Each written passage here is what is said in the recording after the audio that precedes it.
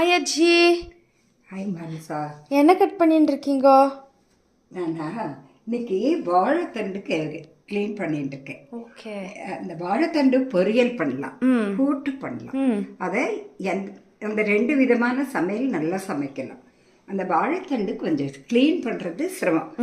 அதை நீங்கள் சனி ஞாயிறில் வச்சுட்டிங்கன்னா உங்களுக்கு டைம் இருக்கும்போது நல்லாயிருக்கும். இந்த மாதிரி தண்டுக்குள்ளே இந்த மாதிரி ஒரு போர்ஷன் இருக்கும். அதை மட்டும் நம்ம க்ளீனாக எடுத்துட்டு அதுக்கப்புறம் அந்த அதாவது நறுக்குனதை கொஞ்சம் எலுமிச்சம்பழம் போட்டு இல்லாட்டா தயிர் விட்டு தண்ணி வச்சுக்கணும். அதுக்கப்புறம் அந்த எப்படி பண்ணணும் அதில் ஏன்னா கருத்து போகாமல் இருக்கும். வெளியே காற்று பட்ட உடனே கருத்து போகும். ஓகே. அதனால இந்த சத்து கிட்னியில் இருக்க கல்லை கரைக்கக்கூடிய சக்தி இந்த வாழைத்தண்டுக்கு இருக்கு. அதனால உங்களுக்கு டைம் கிடைக்கிறப்போ முடிஞ்ச வரை க்ளீன் பண்ணி சமைச்சு சாப்பிடு. என்னம்மா, இப்போ நான் க்ளீன் பண்ணுறதை உனக்கு காட்டுறேன்.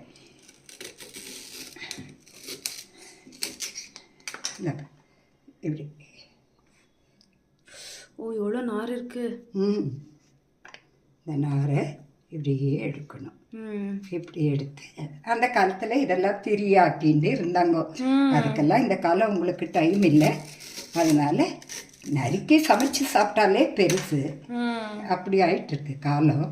அதனால இதை இப்படி பண்ணிக்கோங்க. இப்படி பண்ணிட்டு இந்த மாதிரி நறுக்கி இதை எப்படி நறுக்கணும்னா இது மேலே இப்படி ரவுண்டுகளை வைங்க. இப்படி இது அருவாமனையில் நறுக்கிறது ஈஸி. அதனால உங்களுக்காக தான் நான் இப்போ கத்தியில் நறுக்கி காட்டுறேன். அதனால உனக்கு நீ கற்றுக்கோ.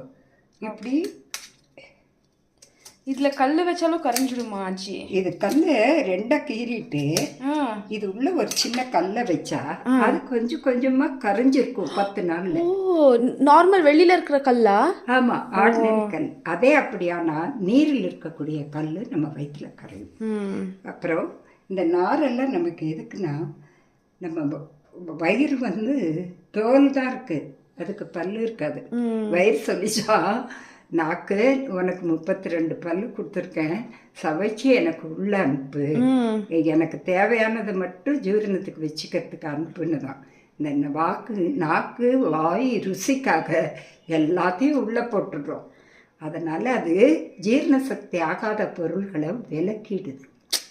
அதுதான் நமக்கு வயிற்றுல உப்பு ஏற்படும். அதால ஜீரணிக்க முடியாது. என்ன செய்யும்? நம்ம வேலை செய்ய முடியாட்டா அப்படியே போட்டுடுறோம் அந்த வேலையை, அப்புறமா பண்ணலான்னு.